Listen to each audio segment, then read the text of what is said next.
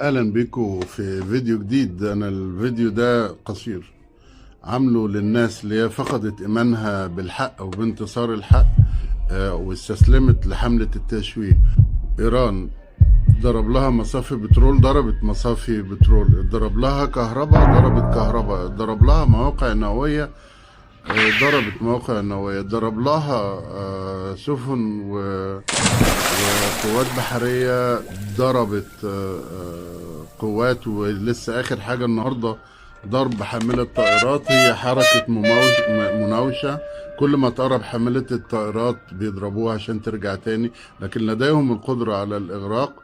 ولدى إيران صواريخ تصل إلى 10,000 كيلو متر تطال السواحل الأمريكية بدون ما يكون لدى أمريكا قدرة على التصدي ليها. ما زال إيران لديها الكثير.